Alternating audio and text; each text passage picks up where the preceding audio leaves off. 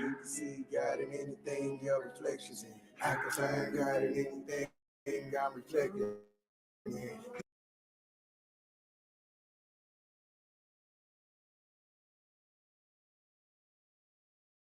You can see God in anything your reflections in. I can find God in anything I'm reflecting in. You can see God in anything your reflections in.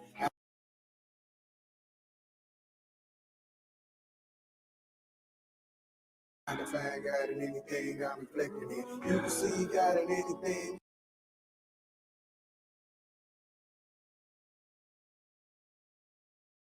your reflections in. I can find God in anything. Some people open up their eyes to see the world they know outside. I can close my eyes and see all that and way beyond. When these trials of life come heavy and these obstacles get hard, feeling like I need some answers. I just go and talk to God. I just go and talk to God when I'm looking for guidance. Need more insight, need vision, need direction when I'm blinded. I start that conversation with that voice I hear inside me. And the conversation starts with a voice inside that sounds just like me when I talk to God. See God in anything. When I talk to God. Find God in anything. When I talk to God. See God in anything. When I talk to God. Find God in anything. When I talk to God. See God in anything. Your reflections in. I can find God in anything I'm reflecting in. You can see God in anything your reflections in. I can find God in anything I'm reflecting in. My daddy said don't ever assume, ask questions. It's ironic it was that advice that helped this song happen. It was also that advice that led me to my life's blessings. That same advice helped me make it through life's lessons. It was that advice that separates grown-ups away from children. That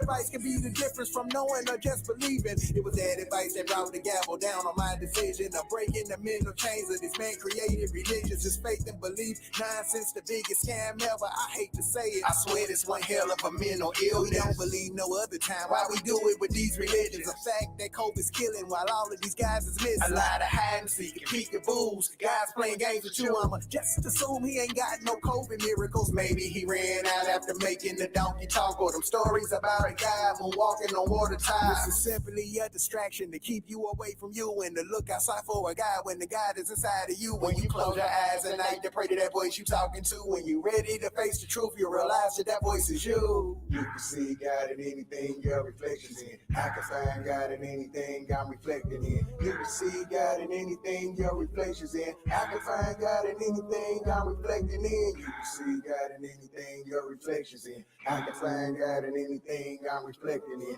You can see God in anything your reflections in. I can find God in anything I'm reflecting in.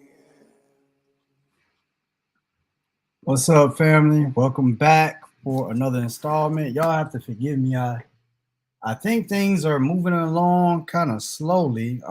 Y'all let me know if we got a good feed, if y'all can see me and hear me, because during the intro video, I was experiencing a little bit of pause. What's up, Go Bulls on YouTube? What's up, Chris Terrell? What's up? Good to see y'all brothers in here. James, what's up, man? Good to see you. I'm glad y'all still coming in here. Tonight we're gonna close out the topic.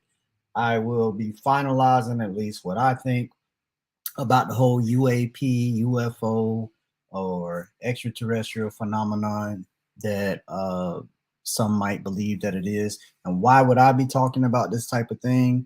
As stated earlier in the week, we're looking at what evidence individuals have. I do expect a guest tonight, but if they're not here, probably about 30 minutes in, we'll move on. I don't have a lot of material, but I just kind of want to close the show out. And if you want to share your experience or give your 2 cents on what we're talking about here is the link. I'm going to drop that right now. If you're on Facebook, help me out. Or if you're on YouTube and can paste this to Facebook, because like I said, my computer, things are moving a little slow over here, but that's the link. If y'all are on YouTube, if you want to share that, you know what, to Facebook, you can go ahead and do that and help us get some guests on here. Now, I got a few notes here so I can have a few talking points and kind of review. And I do have another clip because when I came across this topic and decided to talk about it, and I had already come to the conclusion for me that the stuff that people um, are reporting to have seen, these experience, I'm convinced that it's us. Okay, I'm convinced that it's human beings doing this stuff. Figured out the science, figured out the physics, the technology, in order to allow for some extraordinary things that many of us have never seen or experienced. And I'm going to be asking a question tonight about that because how would you know the difference? How would you know? Some of this stuff is so far advanced, but that does not mean that human beings are incapable or haven't had enough time to produce this type of stuff. So I want to talk about that as a talking point tonight. Um, Feel free to chime in. I told y'all I got the comment, the link rather. It's right here. Now to recap, some of you have heard me talk about the Varginha, Brazil incident, which is being dubbed as the Brazilian Roswell. If you're not familiar with why they would call it that, in 1947 in Roswell, New Mexico, a craft crashed. Okay, and it's been on movies and things, and you hear a lot about it. So you can go out to that happened in Roswell, New Mexico, about 1947. So we're talking after World War II, and was it 45? I want to say right before. So 45, in the year 45 was when the first atomic bomb was dropped, called Little Boy. um and that is significant because I believe I'm going to be able to show you all a brief clip from the Joe Rogan show where there was a journalist. Her name is Annie Jacobson, and she reportedly has been in contact with some different sources at high levels of government, retired, some possibly still working. And again, we're taking these individuals' word for it. Some of this could be propaganda. Um, I'm convinced a lot of it is accurate and is not. It seems to make good sense, and I'll bring that up to you all, and then to my believers and my non-believers, but mostly to my believers. The reason I thought that this would be interesting to bring up because I'm interested also in how many of you believers out there believe this stuff, believe it's some people think it's not us. Some how do you go about wherever you are on the topic? And I'm asking that question because when we look at things such as the Bible and we talk about evidence for Jesus Christ and him walking on water and healing people and all these different miracles and whatever, what have you, when we talk about that, I think we don't have good evidence to believe those miracles. You can believe them if you want to. I don't see where a reasonable person working within reality and logic would believe that this stuff actually took place. I don't think that the evidence that you have some evidence, but the evidence does not warrant a belief that the religious people have. Now, if you say that you have enough evidence, I contend that these individuals that claim to have seen and experienced, in some cases, touch exotic material not of this earth. Even in the Virginia case, and I had to close some windows, y'all. I may not be able to share as much tonight because I'm trying to make sure the feed doesn't get cut off and bogged down in my computer. But yeah, in some cases, they saw beings or touch these beings, and so I'm contending that there are people alive today that have more evidence than what Christians or believers claim to have as it relates to Jesus Christ and the things that he supposedly did. Now, that being said, and again, it's just me right now, right? We're 10 minutes in. I'm gonna try to bring up a little bit of a review. We saw the interview that Joe Rogan had with Miki Kaku. I think that's how you say his name. I apologize if that's not how you say it. He's a theoretical physicist, and he was breaking down the different type civilizations as they are measured in his field for what type of technology. And he broke down that a type 1 civilization would be something like 100 years ahead of ours to 1,000 years ahead of ours. But what he was uh, inserted in there that I think is important.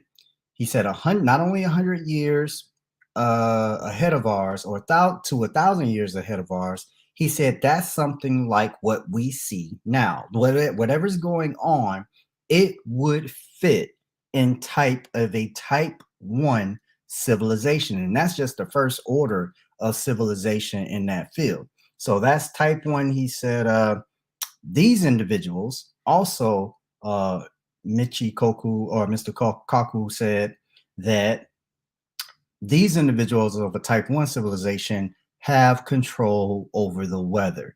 I think he meant complete control, but he said control of the weather. It could be what happens as maybe this kind of phase like a gradient, right? So like maybe there's on you don't quite control all the weather, but maybe you have some degree of controlling the weather. You are approaching that capability where you can do that fully. Hey, we got a guest here. Let's see.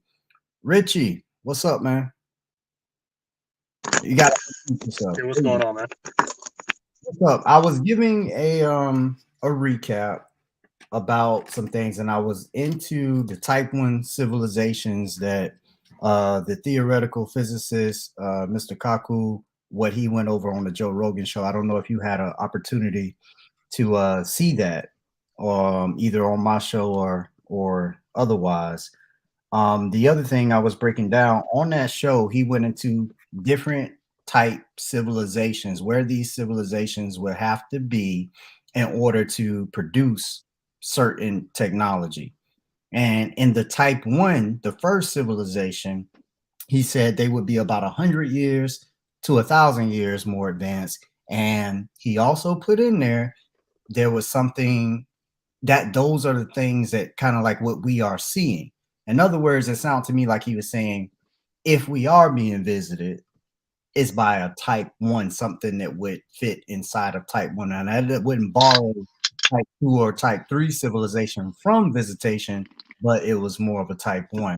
The other thing, just to bring you up to speed, and you may want to speak to this, I'm saying when we look at the evidence for believing in Jesus Christ, or let's just say I don't even make it specific to Jesus, he's in there, but I'm gonna just say the extraordinary things that we read about in the Bible and believing that they happen. Okay, and then when we take the evidence that we have for said events, and people have decided the evidence that we have is enough that they believe. You may be of that same understanding. Okay, because you're a believer. However, do we not have, I'll ask an informal question, do we not have the same level, if not better, evidence for what individuals are seeing and experiencing as it relates to what we call UAPs, what we call UFOs? I'm putting all these in maybe different categories, and these encounters they have with exotic materials like pieces of the ship and the beings. In the Virginia case, and maybe even in the Roswell case, people think they saw actual beings. This is what they report. So as a believer, I'm saying As a non-believer, I'm saying to you as a believer, if you don't believe them, why not? If you don't, maybe you do believe them. Mhm. I mean, all that evidence that's mentioned with this extraterrestrial encounters, it's all eyewitness testimony, which is basically the same testimony that the gospel writers give. So there's no difference between the two. Mm-hmm. Like, So can they so can like can they reproduce said event? Like, can they reproduce them being visited by this being to me or to anybody else? well, if you could definitely like make the event happen again, then that would Yeah. confirm the existence of the evidence. So what we're looking at though is these people say that they, like you said, Hmm. they eyewitness testimony, right?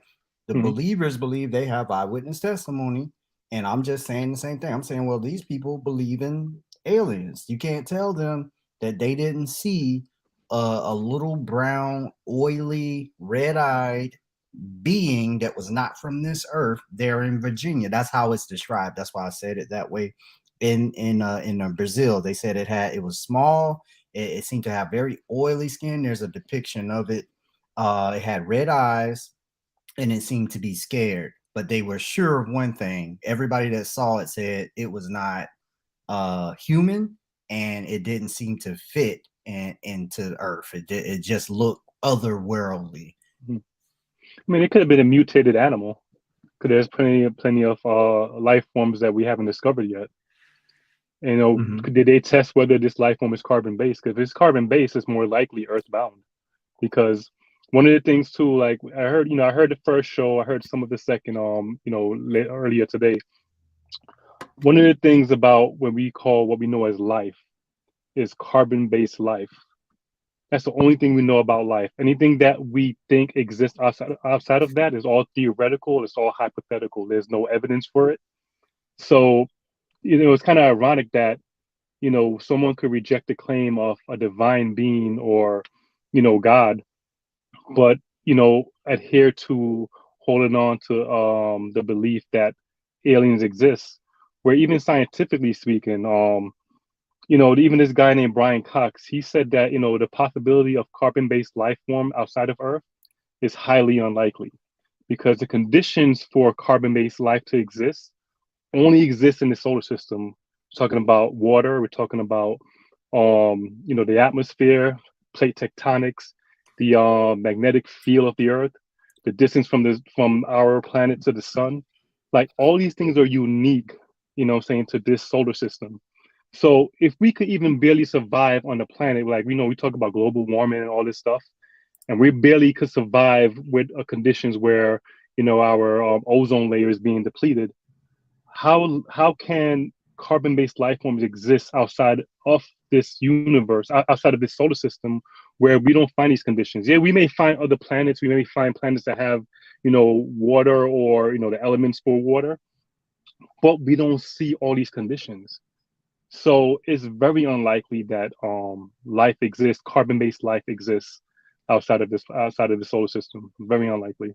And I'm talking about intelligent life too as well. I'm not talking about bacteria or the small cells. I'm talking about intelligent carbon-based life. Okay, okay. And again, we don't know uh what kind of life it is. If it's Mm, life at all, we don't know. In my opinion, like I keep trying to keep saying, I think it's us, and I think it's highly speculative, but I do not discount the individual's experience. I don't even do that with religion. If people, mhm, people say they had some feeling, something came over. Yeah, you had an experience, but I think like Christopher Terrell said on the show, he said where we get into trouble mhm, is applying our interpretations to some of these unknowns.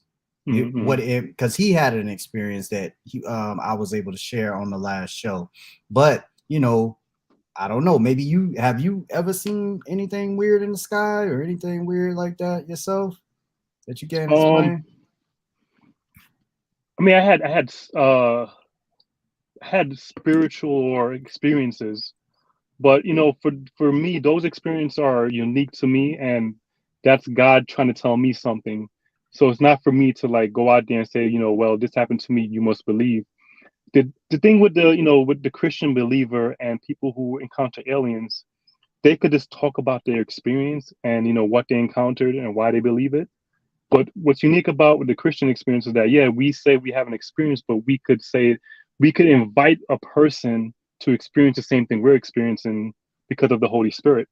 People who encounter aliens can't claim that. They don't have a holy alien spirit to give to people, or to administer to people so they could have the evidence for themselves. So it's no longer, you believe in me because of what I say. You believe because you have the experience yourself. And this is, in my opinion, the account of, a majority of Christians, especially ones that never grew up in church, or if they did grow up in church, they walked away from the church and they came back to it. A lot of Christian testimony is that, they came to God because of their encounter with God themselves. And that's apart from, another person's experience. Is just, we come together realizing we share the same, we share the same encounter with this God. Mm-hmm. So that's why I see the difference between alien encounters and Christianity. Okay. And to push back a little bit before we go a Mhm. little bit further in the phenomenon, to push back on that a little bit.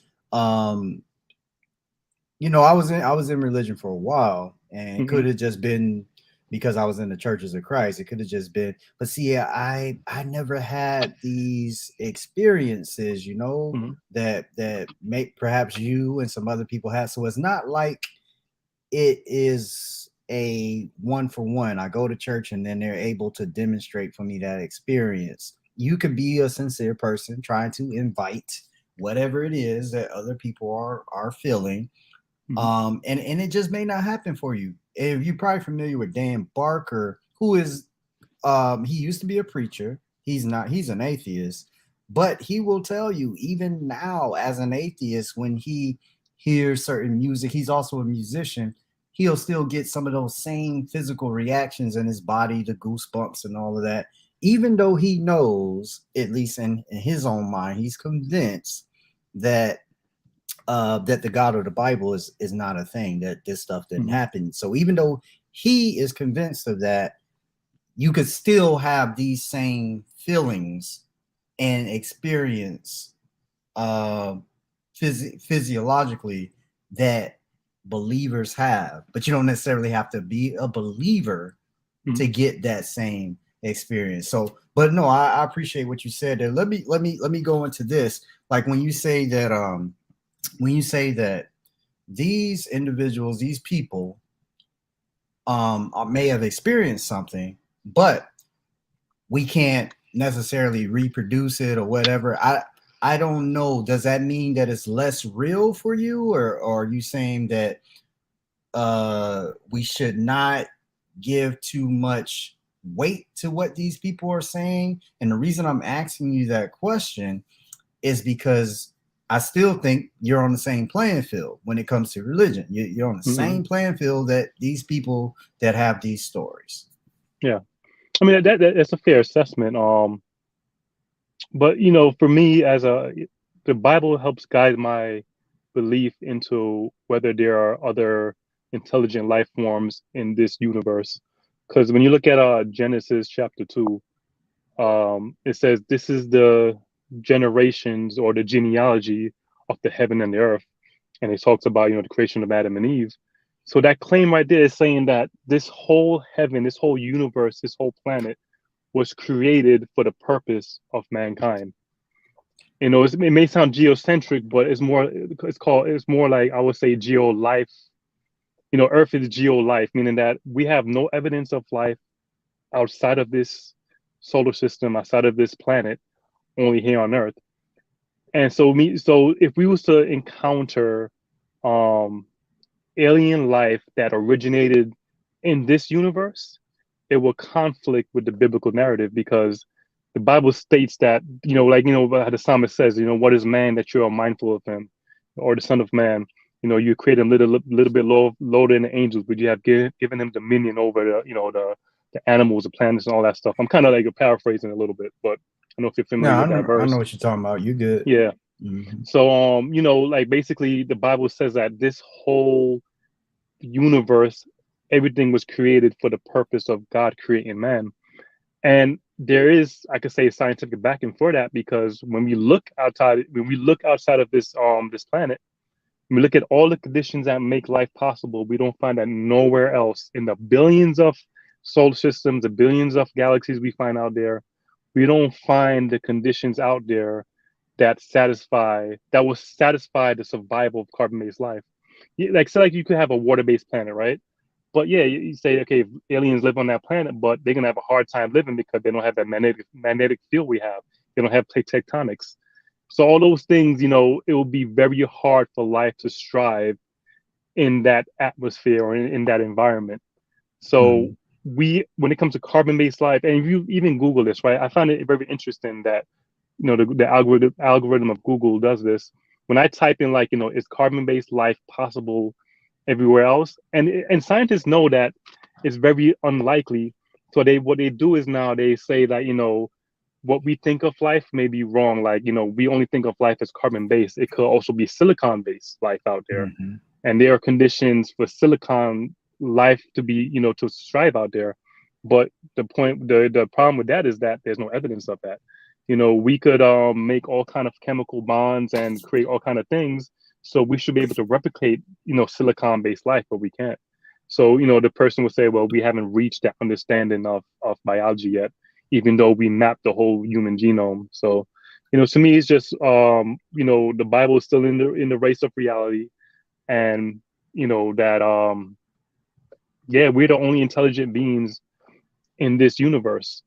Now, when it comes to intelligent beings in the Bible outside of the creation of man, there are intelligent beings outside of this universe, in the third heaven, per se, if you want to call it. So if people did see life forms that are not carbon based, but I mean, I'll first ask, how can you test if it's carbon based or not? But it's probably highly likely that, from a biblical perspective, that it's a demonic entity interacting with that person. Okay, so you mentioned the possibility of whatever people are interacting with being Hmm. could possibly be demonic. My understanding of demonic spirit, whatever, it would have been a non-physical. In the Virginia incident Hmm. in Brazil, there was a physical being Yeah. that ran from the actual ship. Just to kind of paraphrase it, there was a soldier in the area. He and his partner were told to be on the lookout for something unusual in their area. They went looking. This thing runs out in front of them. He grabs it. He picks it up. He came in contact with it. Um, I'm trying to shorten the story. Y'all will have to go Hmm. and research this, but it's in James Fox documentary. That'll give you all the information you need. His documentary called Moment of Contact. Anyway, this young man died from an infection, some unknown infection. Nobody really knows what it is. So I'm just putting that information out there about the story. Hmm. You also said that something about these beings outside of the universe. And again, are you agreeing with me that you're kind of on the same playing field with these individuals? Because if you say beings are existing, maybe not base carbon based like you and I, maybe not Yeah. whatever the spiritual world is, that's Hmm. still something speculative. That or now I say Yeah. speculative. I know you don't think it's speculative. You really believe it, but Hmm. if we're trying to be equal here and we're trying Yeah. to give it the same measuring stick, I think these individuals have the same measuring stick that you would have, like you're Hmm. saying about the solar system. And for all we can really tell is that we're here and nobody else is. That's the best we got right now. Yeah. Hmm.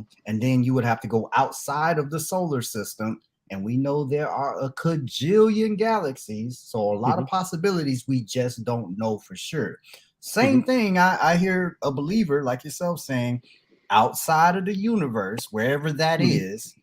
there's something going on. Yeah. out there. Yeah. And then you have people that say that, well, I don't want to muddy the waters, but I'll just, people that say that hell is here on earth, but God is out there beyond Yeah. the universe. But hell is also supposed to be some kind of spiritual, non-physical place. So why does it have to be in the middle of the earth? I don't know. Mm-hmm. Well, like, I can't. No one can prove what's outside of this universe. So the facts we have that we know, right? We know we're in a planet. We know we have an atmosphere. We know there's space, and we know there within this space medium, planets and stars exist. And we know that space is expanding because we measure redshift. So the question would be is what is space expanded into? You can't say nothing because it goes against logic. You know what I'm saying? You cannot say Right. space is expanding into nothing. So the possibility of heaven is logical, but this is why you have this thing called the multiverse theory coming out now, because people know that you can't really say space is expanding into nothing. That makes no logical sense. Even though there's no evidence for the multiverse, a lot of people who are not accepting the God concept anymore are kind of adhering to or leaning towards that because it satisfied the need for logic, that this expansion can't expand into nothing.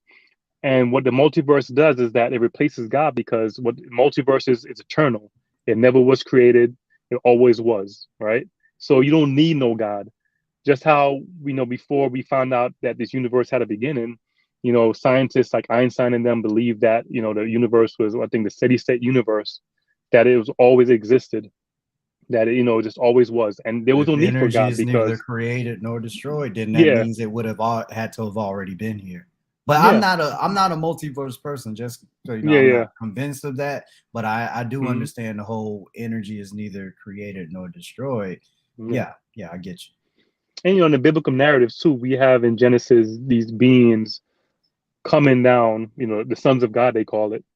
Um, Mm-hmm. and And of course, Nephilim. there's two, interpretation. They say the sons of God could be the sons of Seth, but I find it highly unlikely based on if you take the whole Bible, as a whole, especially the New Testament, when it comes to the angels that didn't keep their first estate. God had locked them up, into chains. I think in Peter it was talked about that, right?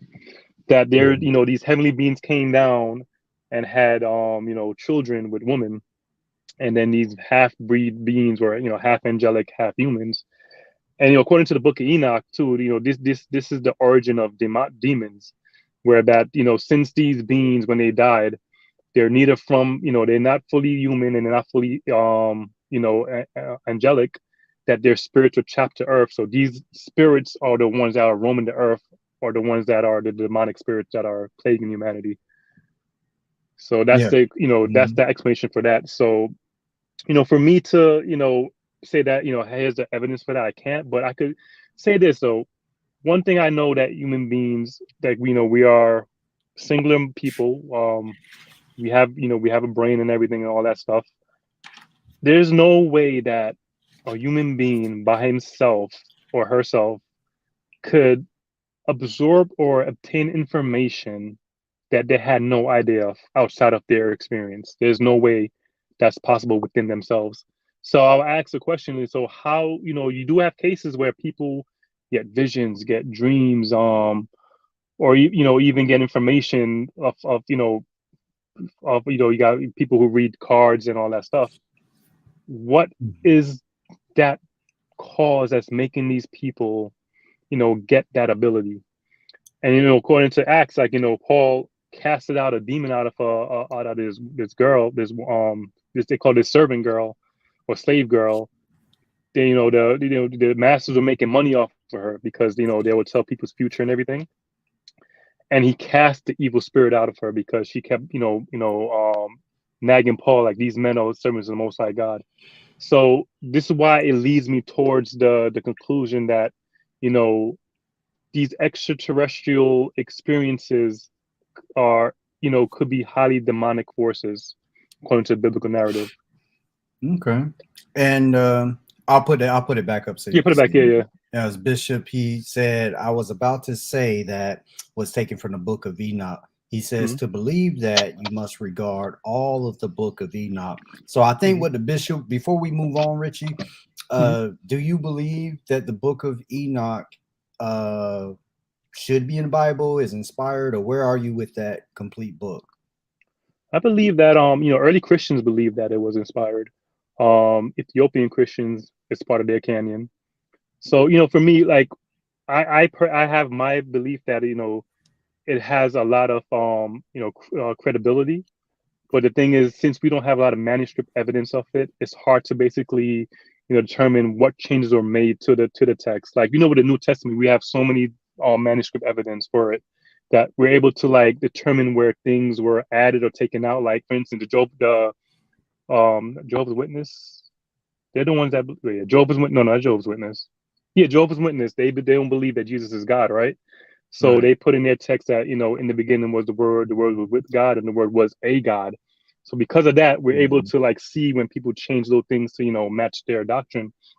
So the Book of Enoch, if I was to really recommend it, I would recommend the ones that was found from the Dead Sea Scrolls, Mhm. because the other ones that were written came like 100 years, like we got Lawrence that he went to Ethiopia and translated it, but there's evidence that it could have been tampered with early Christian thought, because they have this term called the Son of Man in there. But when you look at the Dead Sea Scrolls, the Book of Enoch, that term is missing. So it seems like they was not saying they were trying to change it, but they was kind of trying to match this Son of Man to Jesus. But the Book of Enoch does point to Jesus a lot, though. There are a lot of things that Jesus said and taught that can be Mhm. found in the Book of Enoch. So and even it's quoted from the Book of Jude. Like I said, the reason one thing I find interesting too in the Book of Enoch is when they talk about the origin of the white race. Like Mhm. there's a narrative in there that Noah was the first albino, because basically when he was born, he Yeah. he looked like the They said sons of that the he had fallen. the fun. Yeah, he looked like one of the fallen angels and all of that stuff. And then when you ever notice too, when Yeah. you see like the sons of Noah, like one is white, one is medium brown, and one is black. So that kind of makes sense scientifically if you think about it. Like if you have one white man and one black woman, you could get all three tones of races. But I'm not saying I fully adhere to that, but I just find that interesting. So if that's the claim, that means that all humanity was dark skinned, until Noah. You know what I'm saying? So if you're European, you wouldn't like that. You know what I'm saying in your Bible. That's my opinion. No, I see what you're saying, and Mm-hmm. I'm gonna go to the interview with Joe Rogan where he interviewed Annie Jacobson, but to say my 2 cents about that is that maybe somebody in the comments can help me. But if you albino, my first encounter with an albino, I was in high school, and there was a guy, and I saw him afar off, and he was very white. Mm-hmm. Okay. And then but as I got closer, the only thing white about him was his skin. Like, you know what I'm Yeah, yeah. saying? When I say His the only features is thing, black. Mm-hmm, mm-hmm. everything else, Yeah. The my hair, hair the nose, everything. my hair was straighter than his. Yeah. He had really, really like tight lock nappy hair. And that was my first encounter with the albino. So I said that to say, as rare as it is, and they just don't have, that melanin in their skin, I could be wrong. If he were to have a baby with a Mm-hmm. black woman, that doesn't necessarily mean his kids are going to come out to be three different races: a black one, a white one, and an Asian one. Yeah, yeah. Mm-hmm. That's the Yeah, narrative we've been given. They would still be, black kids, yeah. for lack But I of a mean, it's better word. possible that he could pass his albino gene to his offspring. So if He he could, did, he then could, yeah. the offspring will be albino as well. But they But still gonna two have the albinos. hair. They still Mhm. gonna have the hair. Oh yeah, they're still gonna have the hair. They're Yeah, still gonna have negroid features. They yeah. just won't have you've seen the meme. The lightest man on earth and the Mm-hmm. darkest man on earth are both black. You've probably seen a meme like Yeah. that. I don't know if you've Mm-hmm. seen it. It's showing an albino actor, male, and then this other guy who's a male, and he is black, but this guy who is black also, but he is white, like very white, Mm-hmm. whiter than white people. Mm-hmm. So that I don't want to get too far off, but I Yeah. want to Mm-hmm. go into this. with Joe Rogan. Now, again, for those of y'all that are rocking with us, and as we close out this topic, I want y'all to listen. And I think if you go and you listen to the whole thing, I'm going to be getting this lady's book. What she says, and you put this in the context of the Cold War, you put this in the context of post-World War II and post-United States dropping atomic bombs, right? All right, so you're in that period, you're in the Cold War, Russia's still trying to say, hey, we better than y'all and all that good stuff. So let me get the queued. I already got it queued up, and y'all can listen to what Joe asked her. And I'm trying to give y'all what they're going to be talking about. She's going to be talking about the Roswell crash, okay, at what they call Area 51 in Roswell, New Mexico. So she has interviewed some people that's supposed to be in the know, and they're going to break down. She's going to break down some of what happened. Now, we're going to have to watch about maybe 4 minutes, maybe a little less of this to really get the gist, and I'm gonna let it rock. All right, y'all, here we go. Stand by. Oh yeah. Do you think there's any alien stuff up there? I write in the book all about that. Yeah. Yeah. Well, tell me. Last 12 pages. You want me to go to the last 12 pages? What do you think? So Area 51 was this secret test base where the CIA was running spy plane programs, right? So interestingly, my new book is about ground branch, guys on the ground. That's about air branch, what we were doing in the air. And it was this idea that we should spy on the enemy, okay? But if you go back in time, why Area 51 really started, you learn that it was a base hidden inside of a base, nuclear weapons. And it was all about beating Stalin at his black propaganda campaign, as I write in the book, to hoax Americans in a war of the worlds type scenario, whereby little men who looked like aliens would get out of an aircraft and the government would go crazy about it. And then Stalin would say, look, not only do we have technology better than you, but we have a better propaganda department than you. Really? Joe, you got to read the whole book. Oh, I mean, this is this is a tough opening. You got me on the spot. It is a tough opening, but it's a good spot. Right? It's a good spot. Right? So Stalin just hired short people? Like, what did he do? All right, I'm going to make you save that. I'm going to make you earn save that. It? Yeah. How's that? I mean, you want me to talk about that right now, right off the bat? Why is that? I'm sweating. We're gonna get to surprise, kill, vanish as well. But I want to Why does it make you sweat?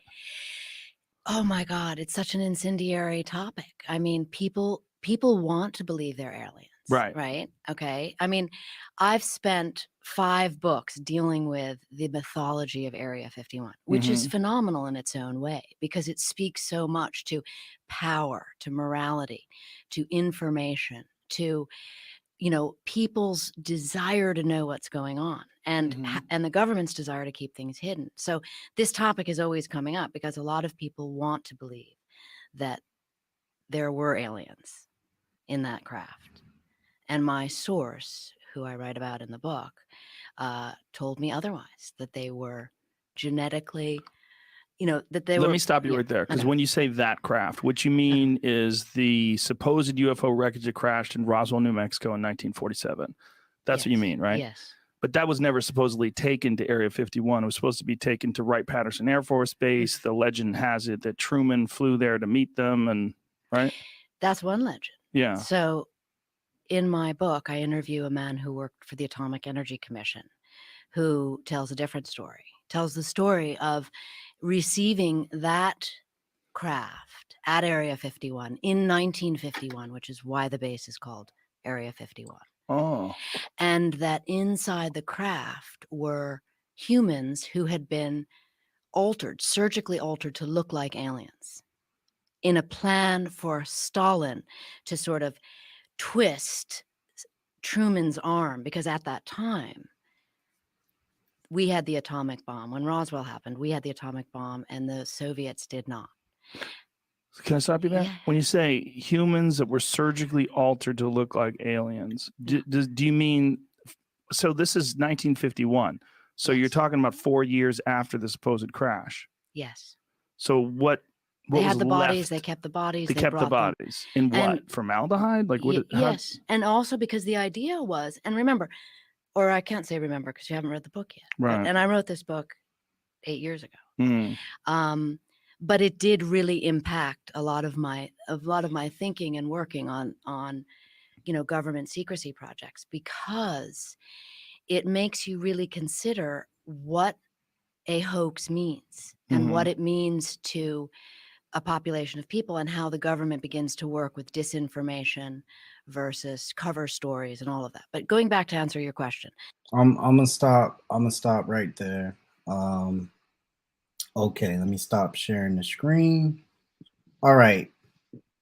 Hopefully everybody understood what she was saying, but I'm a break it down the way that it is, and maybe it'll be even more clear. Hopefully, we were in the Cold War. There had been World War II. America has emerged as the superpower of the world. 1945, they dropped Little Boy, the first atomic bomb. Nobody else had these type of weapons, so United States was big flexing, right? Fast forward to 1947, Stalin, in an attempt to let America know, hey, we still, at war here in this Cold War thing, or you're not unreachable. And she goes into more detail in this, and y'all just go check out the original interview with her and Joe Rogan if you're interested. But what she says happened is that there's a mothership. Don't it's not mothership like most people think. Mothership, just there was another aircraft, and the way they test these aircraft, sometimes they'll attach a smaller aircraft to the bottom of a bigger aircraft. And what she said happened with this craft that crashed in Roswell, it was jettisoned off or shot off of that aircraft. And what happens is it now penetrates US airspace. Not only that, like she said, nuclear weapons is involved. So Stalin, all in one whatever you want to call it, one operation, he proves to the US, not only can I penetrate your airspace, I can still get to you, but Roswell is a nuclear site area. He demonstrates I know where your nukes are. And then even furthermore, he demonstrates we have a better propaganda. Now, a lot of the public doesn't know that our government uses psychological warfare and propaganda. In other words, they will take a 70% lie, mingle it with 30% truth, and we think that it's all true. The whole thing is true. And so this is what governments are doing back and forth with each other. So, with that being there, I have a few things I could say about it, but I thought it was very compelling. I'm not saying I know for sure. I don't have the clearance. I'm not in the know. But what she said and the sources that she says she spoke to, this makes a whole lot of sense. This is for the other side. Maybe there are people here that either you want to believe, or you think you believe, or you think for sure it's from out there. That's what I'm trying to give some sense to it to see. But I believe what she's saying. I think what she's reporting sounds quite right to me.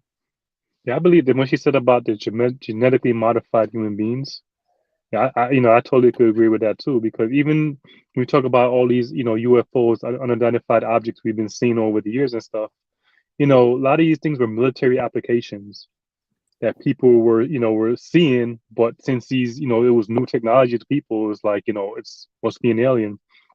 And we Right. know that, Mhm. we know that, when it comes to, genetically modified human beings, we know that human beings can't even be born to appear alien-like. Like, we have so many amazing genetically people that, like, they were born with 3 arms. They're born not with how they should look as a human being because of of mutations. So if we know the genome and mankind knows how to like manipulate the genome, it's very mostly likely that these alien beings that are being encountered could be results of experimentations gone wrong, or experiments that were just dumped into the wild and stuff. Because there were even stories I heard about even in Afghanistan that soldiers would encounter like these tall human beings, and they would smell bad and everything. Um, and back to the Bible too. This is what the angels did. They modified the human genome. So it's like, to come back to, when it comes to this alien thing, I feel like it's highly possible that these aliens or these encounters are man-made, basically. Well, see, I think that's where we kind of get into our crossroads between religion and what's actually going on. I think both of them are highly speculative. And what I'm Mhm. talking about is when you go further back and you start talking about the Nephilim, and those were the children of beings that came to Earth from outside of Earth. Mhm. You see where I'm going with this? And then you got Mhm. stuff like the Enuma Elish, and people will get into the whole Anunnaki and everything. And when you look at the Anunnaki story, Mhm. it does seem to make a lot of sense, or at least it does fit in some ways with Genesis 6 and the whole Yeah, yeah. Nephilim thing. So, Mhm. but what I also wanted to point out about the beings, because people say, well, hey, they found bodies. They get into this later on, and this is what I want the audience and people who see this to consider and to think about. She gets into how Russia at the time, or Stalin, the what did they call it back then? The USSR back then, or something like that. Um, she gets into how they modify these humans. In one section, she says these were, in some cases, and y'all just bear with me, probably children that were deformed. They were already born, some type of way. And she says it also seemed to have gone as far as actual like genetic modification, where they didn't necessarily have sutures and sewn together, like sew their fingers together. That's not what happened. But they actually grew just, three phalanges or whatever outside of what we would call a hand. And by them doing these dark experiments, also showed our government something. It showed our government that they were willing to go dark. When I say dark, I mean like the mad scientist dark. Like how we're sitting here speculating, saying, oh, yeah, you can't clone a human being.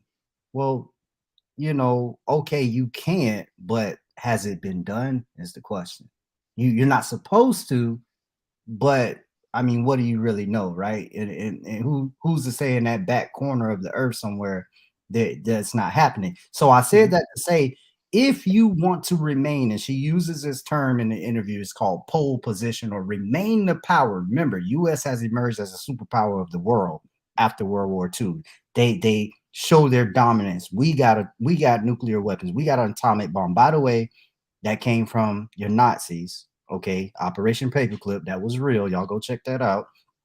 But they're saying we got all of this. So Stalin is like, okay, this is, we can go toe to toe. So the US, we have to consider this, y'all.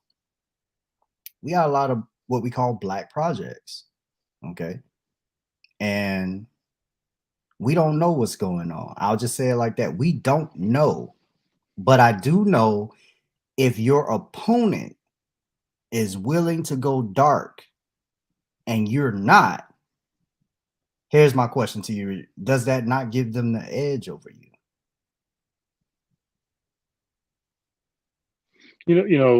When the Bible says that, mankind is highly wicked, we fight against its wickedness in high places. When you look at, like, anytime man does a scientific discovery, when we, found the discovery of splitting the atom, what did we do with it? Did we say, okay, let's use this discovery to better mankind? No, we said, let's drop bombs. And since we discovered that, we dropped over like thousands and thousands of nuclear warheads in the Pacific Ocean. You know, look up Bikini Atoll and all that stuff. Bikini Bottom. That's where the word bikini for all Yeah, them Bikini came ladies from. and Yeah. you out there. Yeah. Oh, so you know about that too, then? Yep. Yeah, you know. Oh, sidebar. Did Mhm. you notice how the Japanese on that island, some of them got skin tone just like me and you? Mhm. I'm just saying that's a sidebar, but go ahead. And you know, to add to that sidebar and come back to the topic, like you know that like you know, blackness, melanin is not a Negroid feature. Like Mhm. you will find blackness in every culture. Look at South India.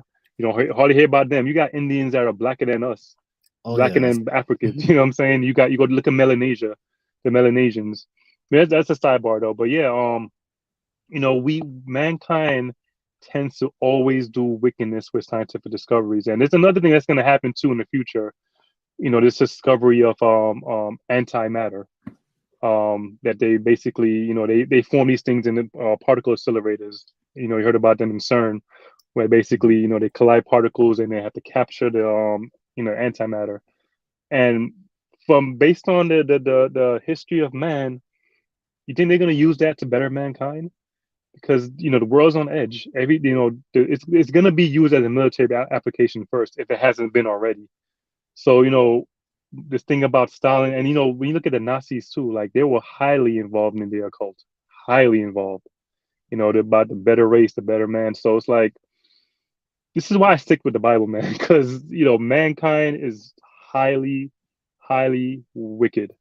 We're just like you know pawns to the people on top. You know, we live in society. You know, sweater for brow. We you know we eat bread and all that stuff. But those in power, you know, they don't have our best intentions in mind. Their intentions convert. Their intentions are first and foremost.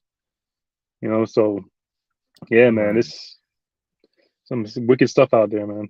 The so looking at that when you bring it back to people discovering things and nobody's really using it for a good cause, non-believers might make the case towards you, hey, you know, we can use propaganda, we can use text, we can use literature, okay, to manipulate. And this is what some or well you've seen the you've seen this the what's the movie, the book of Eli, you know, and you've seen that movie, and he wanted to get the Bible from Eli so he could use it to control the Yeah. people. Now, just like we were talking about earlier with Enoch, the book of Enoch, because I'll never forget, that was a sermon when I was telling the congregation about Enoch. From best I could tell, should be in our canon, but somebody decided we didn't need it, and that opened up a can of worms, because it's like, well, if they took a whole book out, what else would they not manipulate? I say all that to say, could it not be that the Bible is propaganda to keep the status quo? And the reason I say that, one more thing, we talked about on one of the show, on, I don't know if it was the first or the second show, about how Rome has never really died. It's just called the Roman Catholic Church. Mm-hmm. Yeah, it may not be your form of Christianity, Richie. Wasn't the form of Christianity I was in, but they do wield enormous power, and some sources say that's where we really got our Bible. That's who had the control and decided what went in, what went out. Now, I think some of that power shifted as we had things like the printing press and all that, but they had it from the jump. They already got it going. You know, you're talking about a church that seems to have its roots in the 4th century, definitely is a thing by the 7th century, about 606 on the Boniface III. So, I mean, how do you feel about that? The Bible possibly being used in this same way that this whole alien thing is could be being used. Mm-hmm. The interesting thing with the Catholic Church, you know, they read their homilies in Latin, and the people of the time probably, you know, in that area probably spoke Greek. You know, from what I understand, Romans only spoke really Latin. It was like a Roman language. They had Koine Greek, which was considered common Greek. That's the Greek Yeah. we learn in school. Yeah. And the upper class had their Latin and their Greek. Yeah. Yeah. And then they say that Jesus, it was Aramaic, right? I I think. mean, yeah. And the And fish. you know, it's probably highly spoken. They probably spoke Greek too, because it's kind of like, you know, you have like a person from, you know, the Caribbean or, you know, Puerto Rico come to America. They know English and Spanish, even though Spanish is their main language. So it's highly likely that they spoke Greek, the common language too. But Okay. when it comes to the, you know, when it comes to the Bible, like if we couldn't find any like manuscript evidence, you know, especially the New Testament before the Roman Catholic Church, it would be like a, you know, a good theory to say that, yeah, they created the Bible to control people. But because we have, you know, manuscript evidence and, you know, even, you know, like, you know, whether they're complete or not, before the Catholic Church, it will make it highly unlikely that they created the Bible. But they did, you know, want to control people with the Bible. Because if you look at before it was legalized in the Roman Empire, even though it was legalized other places before them, um, they were persecuting Christians. You know, the Diocletian, you know, persecutions that came, you know, years before Constantine. And the narrative that Constantine gave, I know we off topic from the aliens, but you know, I could kind of tie it back in. You good? The Go ahead. narrative that they gave for Constantine was that, you know, he saw a vision, he had a dream, and he saw a cross in the sky, and Jesus told him, "In this, with this image, Try and you shall conquer. conquer. Yeah, you shall Mm. conquer in my name," or something like that. So for the first 300 years of Christianity, you have Christians not using the sword. They, you know, they're using the word to, you know, to conquer hearts. But now all of a sudden you got Constantine coming aboard, and he must got a special heavenly privilege to start using the sword now, to start, you know, waging war now, to the point where it's like, you know, I feel like what happened was that same thing when with the judges, you know, the period of the judges, and you know, they wanted a king, they wanted a king. I felt like the European Christians, because I'm saying, you know, this is only European Christian history, because we tend to only focus on that for some reason. But I feel like, you know, since Constantine was giving them so much, you know, benefits now, like, you know, I'm gonna legalize Christianity, I'm gonna make it the state religion. I felt like Christians made an error by allowing the government to control Christianity. They should have never allowed that to happen. Well, the European Christians should have never allowed that to happen, because the narrative that Constantine gave with that dream, we found it to be false, because it was back in 2012, or there was a documentary where they found the Ark of Constantine. And, you know, usually they will tell their histories on, like, you know, reliefs on the walls and all that stuff. And when they found the story of when he conquered, you know, that same war that he supposedly conquered it with a cross, it was no Christian, no, there was no Christian cross. It was a pagan symbol. So that Right. whole narrative about Constantine getting a dream was all propaganda. So Mm. in my opinion, I feel that, you know, what they saw was that this Christian thing was a problem still. No matter how much you're killing them, it's growing, it's growing. So they wanted to find a way to integrate, you know, Christianity into their government. Because if you look at it, why does the government want people to, you know, religious people to, you know, to adhere to them? Because money. If you think about all these temples, you know, the temple of Athena, Zeus and stuff, if you become a Christian, you're gonna stop giving your money to these temples. So that's a source of income that's being lost. And you Well, that know, actually happened at Ephesus. That's reported to mhm, have happened. yeah. You Hmm. know. Okay. So you know, yes, I do. So yes, you know, we do know that government have used the Bible and Christianity to control people, but it was not, the Bible was not created to control people. I think it's the same thing that happened in the book, in that movie, The Book of Eli, that the Bible existed, you know, apart from the guy who wanted to obtain it, but he wanted to obtain it because at the end of the day, like, my father always told me this when I was growing up. He was like, this is the way he worded it. He was like, 95% of the world is stupid and only 5% is smart, meaning that the majority of the world's population is easy to be manipulated by emotions and feelings. So if you could find something that's greater than them to control them with, you could control them. And if you take in, God now, who's the Most High, and you're assuming a priesthood role for him, of course, you could, and not make people read the Bible. That's the first thing you got to do. Not make them read the Bible is the number one thing. Because if they start reading it, then they're going to see that we're lying. And that's what kind of happened with the Protestants. You know, when they broke away, they was like, hey, wait a minute.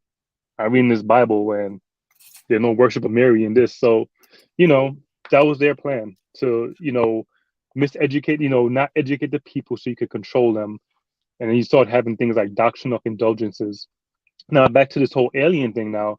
I think this whole alien thing is being used to control the masses as well.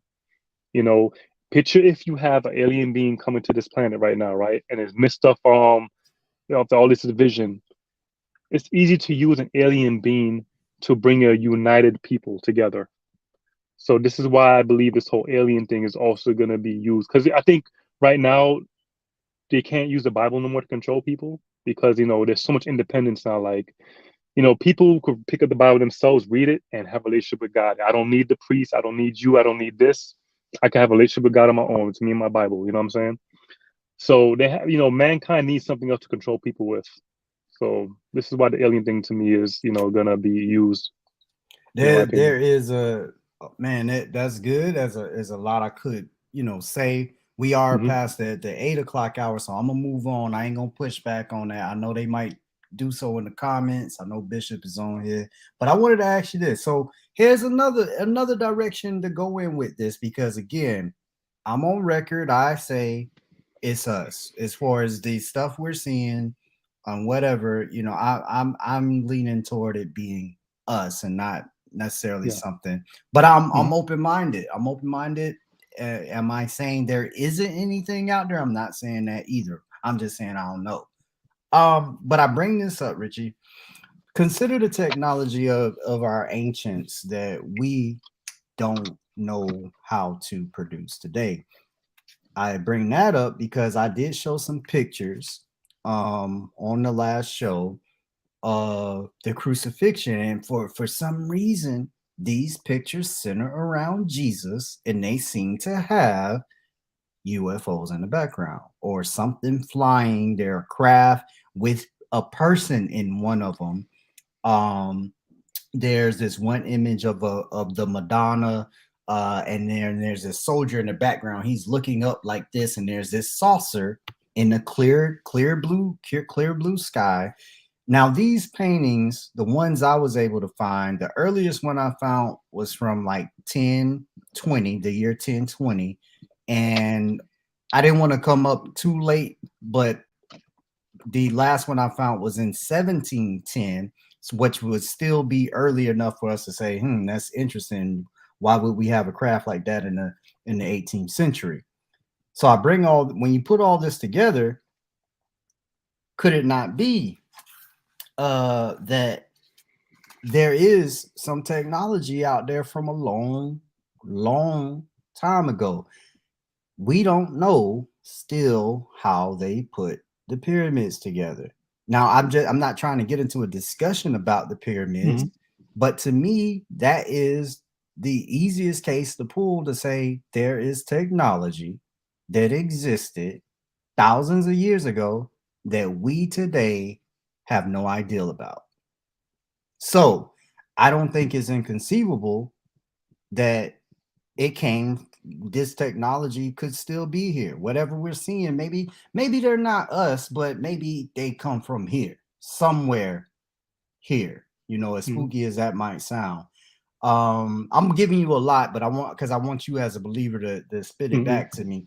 Also, what about the Library of Alexandria? I got to throw that in there for the sake of time too, because I don't think that there's any guarantee that all of the documents were lost.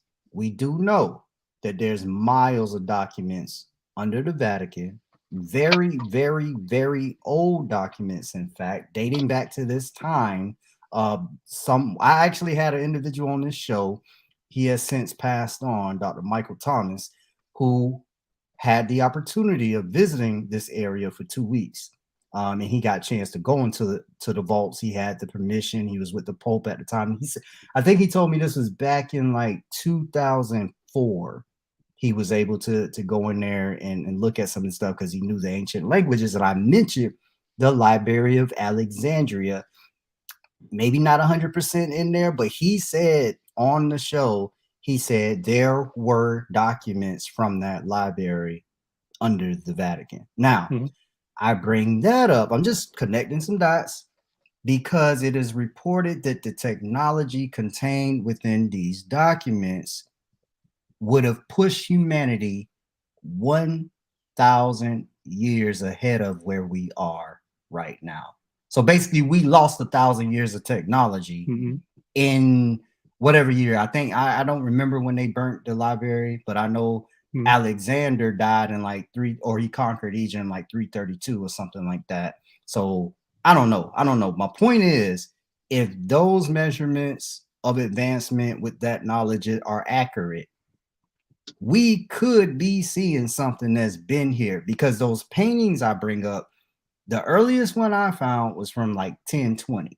That's 1,000 years in the future, that from the time of Christ, or in that area, 1,000 years. You're going now. They start drawing these paintings with UFOs in the background. Could it be that somebody was seeing something? These painters were seeing this stuff and putting and connecting it with Christ for some reason. But maybe somebody's out there really flying some stuff around, if they are correct that those documents in that library would have put a civilization 1,000 years ahead. And remember what What painting was Amiki this? Coco? Yeah, what painting was this? Okay, so I would bring them up. Yeah. The names. Did I write the name? Because my internet was giving me a few problems.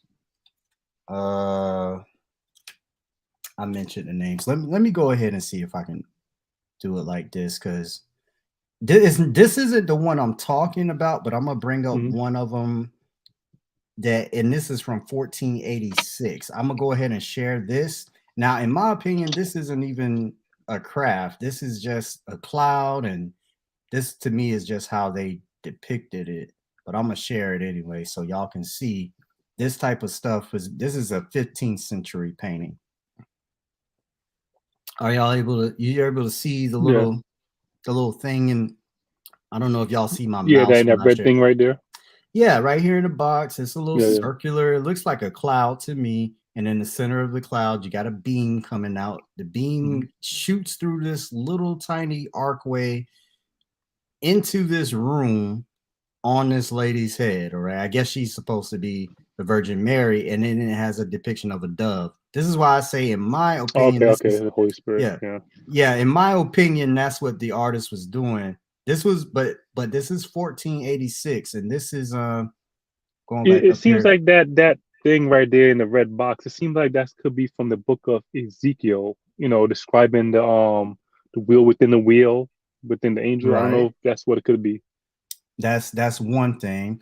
Yeah. And man, I like I said, my computer's acting up. But I did show them on some previous episodes. There's these crucifixion scenes, these crucifixion paintings that were drawn. I just didn't think I would need to write the names of them. I don't want to do that. We're live. I'm gonna go ahead and find them, Richie. You go Yeah, ahead, because I want you to be able to see them. Let me see. Get into my history here, and I just pull them back up. History. And while you look for that, I wanted to say something about the pyramids. Like, I kind of tried, like today, like I try to stay away from this whole aliens building the pyramids thing, because what I think is that it's kind of like you're playing Africans, because Africans built the pyramids and you didn't know how they did it, therefore it must be aliens. And I feel like that's this is just a narrative from that side of the fence, because supposedly they're the only ones that bought technology.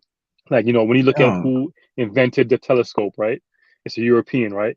But you look at back in Babylon, they have the thing called a Babylonian lens that existed way before telescopes existed. You know what I'm saying? So to me, I always find that the European narrative is to always take claim and credence for everything. You know what I'm saying? Like they that's always true want with to, that telescope. Yeah, that's true. yeah, Did you So see the movie Robin Hood, where Morgan Freeman, who's a Moor, um, how he yeah, uses the yeah, yeah, telescope, yeah. and they Hmm, wonder hmm. how he see? I think that was a hint. Like, here's a black man using a telescope, and white guys didn't know what he was. What is that? Yeah. Yep. So, and if you look at the history, as you look for it to the history of Europeans, they're not even Romans if you really look at it, because the Europeans, they were called the barbarians, the what do you call them, the Vishgal. I can't even put I the know names what to you're them talking right about. now, I can't really say it either. I but the know. English, the French, all these people came from the barbaric tribes that eventually took over the Roman Empire. You know what I'm saying? So it's like these are the ones that have been running the world narrative when it comes to religion, when it comes to technology and history and everything. And unfortunately, we're born into the product of their society. So when we go through school, we only learn. We only follow history. We've noticed we only follow history through their point of how they got here. You know what I'm saying? Like, we come up on the scene when slavery came up. You know what I mean? So even that whole education system needs to be revamped, man. To include all of us. Like, give us the origin. Don't start this. Just don't stop at Egypt. You know what I'm saying? Continue with African history and stuff like that. So back to when it comes to the pyramids being built by aliens, I just feel like that's just them trying to play. But to be clear, I'm not saying it was. I used to watch that ancient Ezra. I'm saying that humans were in possession of technology so many years ago, and we don't seem to remember or know what this knowledge was. That's what I'm saying. Because I think humans put that monument together, but whatever they knew, we no longer know. And so it's a possibility that there was a knowledge that could produce the technology that we're seeing today, and maybe they improved upon it. I don't know. When these look at the painting I got up there now. This one is called The Crucifixion of Christ. And you can check that site out, Historic Mysteries. And I went through and I looked up, when these different things were made, or when these paintings came about. And this one's 1350, and there's some more. I'll try to scroll down here. There's this one. There's Panicle's Miracle of the Snow, and I think what they're trying to say in this one, you got this little thing right here that kind of look UFO like, but then in my opinion, I don't know. It could be clouds. It could be clouds. But now going back to the first one to me is different. This little thing on the right hand side, that it's got a little being inside of it. That to me is very compelling. Like, what is that? Like, did this artist just imagine that? Yeah, in 1350. And now this one is compelling too. This is the Madonna with Saint how do I say his name? Giovannino. And this is the one I was talking about. So you have this painting of this lady. She appears to have kind of a halo over her. She would probably be like the mothership. But then to me, this is not a cloud. This is a thing in the sky. This guy is even looking up at it in the background. Now, this painting, this one is for the 1400s. I believe it says. Yeah, this is old. This is from the 1400s, they say. Now, that's still 1,000 years though removed, more than 1,000 years removed from the Library of Alexandria. You get where I'm going with that? What I'll say. Yeah, go ahead. Yeah, what I'll say about those is, like, since when you look at the Bible as a whole, like, the Bible talks a lot about like heavenly objects, like, the moon shall turn to blood, and you have the book of Ezekiel, then you have Revelations with all these things in the heavens. So it could be just a result of just an artistic response to what these heavenly things that's described in the Bible could be. Like, I wouldn't think these are this is the artist depicting a UFO that he have seen or not. Because how much testimony in the ancient world do we have of them seeing, not just the ancient world, but even after the time of Christ, of them seeing things they cannot explain, aside from comets and stuff. Like, we do see a lot of paintings that have like, Halley's Comet, and that comes about every what, 100 or 100 years or whatever, Halley's I Comet. think So Heavenly's every 70. I think it's every 70 or 70. 75. Yeah. It's 70 So, something. yeah. So, like, even came around during the destruction of Jerusalem, which I find, interesting. But yeah, to me, it could be just man's imagination, because like I said, the Bible is dealing with things outside of Earth. So it could be just their imagination being used to depict like, heavenly depictions from these paintings. So yeah. So okay, so imagination, Yeah. and Yeah. we're gonna close it down in a little bit. But when you Hmm. speak of imagination, again, coming back to the things that we read about in the Bible and whether or Hmm. not we have enough to say that these things are the case, even if, let's just say that it was something you said earlier about, oh yeah, the card readers, like the tarot cards and all that. Yeah. In that same interview where Joe Rogan is interviewing Annie Jacobson, he talks about a friend that he has that works in Vegas, and he's a mentalist. Okay. And he will meet people and he will know things about them, birthdays, relatives, names of people, pick up on what they might be thinking. And there Hmm. were people that possess these skills, and he tells you it's a trick, it's not anything supernatural. But I don't think we can be so naive as to think these people or these skills did not exist. We know Yeah. we had people in that day and time. So I think there will be some pushback from non-believers to say, who knows, these Jesus people or could have been scamming people, or people probably believed it because we know mentalists and mystery schools existed. There were closely guarded secrets even back then. Only initiates knew, Hmm. blah blah blah, that you have that whole jazz going on. So I'm just throwing this out there and that you can, chew on as a believer Hmm. and spit it back to me, Richard. Hmm. Let Like me know. when you look at like the pagan religions, of old and stuff like that, all these religions kind of satisfied the hedonistic desires of man. Christianity goes against the hedonistic desires of man. So it's like, to control people, it's best to control them by something that you could draw them in with. Like, if you're saying like, believe in this, and when you die, you could have 70 virgins. That's something that to me could, is more man-made, because you're still using human nature to draw people in. But with the faith, it's like it goes against all of the things that we as humans think, is logical to exist, or the survival of the fittest mentality that we have. So when you see how the Roman Catholic Church control the people with the Bible, they control them by them not reading it. You know what I'm saying? So I find a very clear distinction between the Christian faith and other religions in regards to that when it comes to human nature. So to be controlled by Christianity, the best way to do it is to not educate the people of the faith.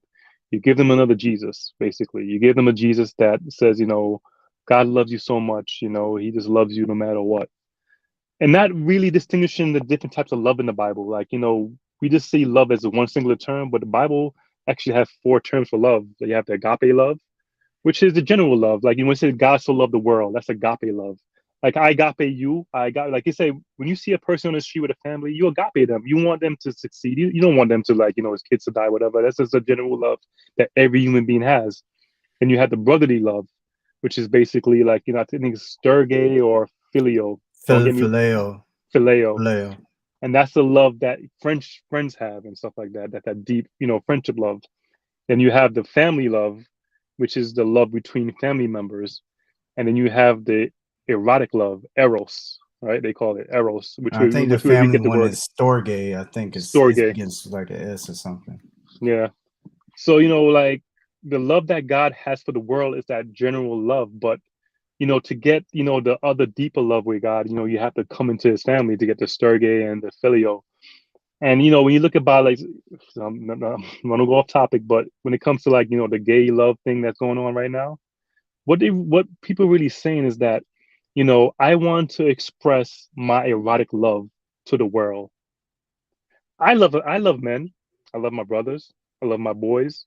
I love my friends. That don't make me gay. You know what I'm saying? But when I'm trying to focus my love, my sexual love to be the focus, that's where, I feel like we need the Bible to really know what love really is. You know what I'm saying? So, Well, but that's way off topic. I understand that to just be vocab. If you're talking Yeah, to your wife or something and you say I love you, you're gonna use eros. If I'm talking to you, Richie, and I say, man, Richie, I love you, bro, I'm that's talking about agape phileo or or agape, agape. Oh because yeah, agape phileo is people you. boys. Yeah, Yeah, yeah. it could be universal. Hmm. But I was always taught agape being unconditional. You couldn't do anything to fall out of that type of love with the so-called creator, and that was supposed to be the type of love we were supposed to be at least striving for, that the creator supposedly had for us. Hmm. So yeah, but going bringing it back in, Hmm. as Bring it as back we in. shut down. First of all, I'm glad you was able to come through.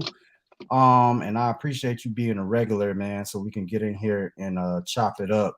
I brought this topic up because we have so much coming out of the government right now, Hmm. and we got the UAPs. We got the conversation.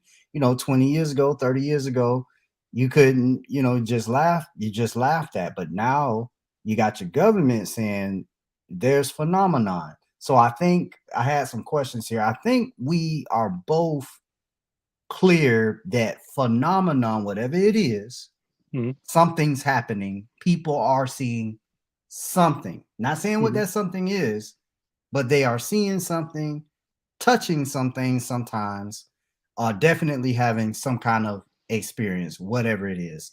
Hmm. I say that it seems to be more plausible that it's us. It's Yeah. probably not from out there. Now, Hmm. if it I'm open to that. I'm open to that. But one thing you said at the very beginning, I think, of this talk, Hmm. you did say if they are visiting us from outside of our soul, if there is something else out there that has come this way, that would mean what for religion? What, Like I what said, would that mean? if like I said, if they're carbon-based beings that they could prove that they existed on another planet, yeah, it will, like I said, it will kind of come against the Christian narrative because, or the biblical narrative, because according to the Bible, that this is the generation of the heaven and the earth, you know, that we are the generations of the heavens, all of the universe and the earth. So that will go against that narrative. That, well, does that mean that God created other beings and didn't tell us about that? That's, then you have to basically believe that, and then, like, we're gonna either fall into that issue where, we get accused of, like, anytime there's supposedly evidence against the Bible, we're trying to come up with new ways to believe in the Bible. So what I try to do is I try to stay in the realm of the reality as much as I can by putting away superstitions, and, showing that, like, the Gospels, it was nothing like, like, I think you mentioned on yesterday's show that, we have touched, handled the Yeah, word of that life. was a text. Yep. So it's like, what Christianity is given is offering tangible evidence. It's not offering evidence that's beyond, that's only exists in the imagination. And like I said, as an unbeliever, um I can't use the methods of the scientific method to prove God to you, whether by getting a microscope or a telescope. Like, it has to be, your faith coming to God so you could have that experience yourself. And if you believe in God because of me, then you do not believe in God. But if you believe in God because through me I've made you, see, receive the Holy Spirit, you could go off just like with the Ethiopian eunuch. I think what was it, Philip, that preached to him. I forgot which disciple. Yeah. It Was said Philip? that Philip. Hmm. I'm thinking about chapter 8, so going further. Yeah. Yeah, it says he I can't remember the place, but yeah, he was coming back from Jerusalem, Hmm. and then it said the Spirit called Philip away. He joined Yeah. himself to the chariot and all that, preached to him. And he Yeah. said he preached to him, and then he believed, and he went on his way. It wasn't like he said, now make sure you get to a Bible-based church and all these, stipulations that we say afterwards. Because Philip knew that it's the Holy Spirit's job now to work on this Ethiopian eunuch, and this is where we get the origin. The Ethiopians say this too. This is their origin of their faith, how they got Christianity in Ethiopia before the Catholic Church corrupted them. Because they're always trying to claim everything for themselves. But Mhm. yeah, it's like it's something that's repeat, like when you look at the scientific method, it's repeatable in the sense that I could repeat the experience, not my experience, but the experience that the Bible gives. It may not be as magical as mine. It may not be as it could be just the fact that you just believe. Like there's this famous astrophysicist named Hugh Ross. He believed because one day he picked up the Bible and he was an atheist and he read through Genesis and he was like, he's seen the scientific method throughout. And that's what made him believe. Something simple like that. He never seen no demon, never had no spiritual experience. So that's how, I don't want to put no stipulations that my experience has to be your experience to believe. It has to be your Check individual this faith. Yeah. out. Interact with this for a second, and then there's a question from Sandra Simmons. I want you to interact with. She said beings, but I think she says, why would God have to tell us that He created other beings? I think that's kind of more for you because you were saying it Mhm. would be an issue for Yeah. religion. So maybe interact with that before I tell you what I wanted to say. Yeah, like when I say other beings, like other beings within this universe, like we know that there was a process in Genesis that God created this, the atmosphere and then the earth and all these things, and then we come down to the to life, animal life, sea life, and all that stuff. So, but we do know that there are beings that existed before the creation. We see that throughout the scriptures that you have these angels that's gathering. Even in Psalms, when God was creating, the sons of God were rejoicing and rejoicing with God. So, for God, you know, He didn't have to tell us when He created these angels because we know that God is eternal. He's self-existent. So to say that we're the first creation, to me, that's absurd because God has always been creating. He has always been creating, and then this universe is something new that He has created. Or But whether He did it before too. Who knows if He did it before? But within our self-contained universe, it will go against the biblical narrative because it says this is the generation of the heavens and earth. So if you have intelligent beings on another planet in Sirius 9 somewhere else, where did that generation come from? It didn't come from Adam. Because according to the right. Bible, the generations of intelligence came from Adam and Eve. So Right. that's why, in my opinion, That's why I'm it would. bringing this up because Yeah. I think it would present an issue. All right, Mhm. last thing, and this is from me before we go. So we know we got all kind of crazy technology, and if my hypothesis is correct, and this is Mhm. us, hey, I'm gonna ask you this as a believer: what would it mean if we could now produce all the same things that happen in the Bible? Mhm. And you couldn't explain it. For instance, what I mean is this: what if I did have a box overlaid with gold that when I took it out into the middle of the ocean, that the water stood up on its side, Mhm. or stuff like that? Or what if I did possess the ability to walk on water because of my technology? You wouldn't know that's why, but I could do it.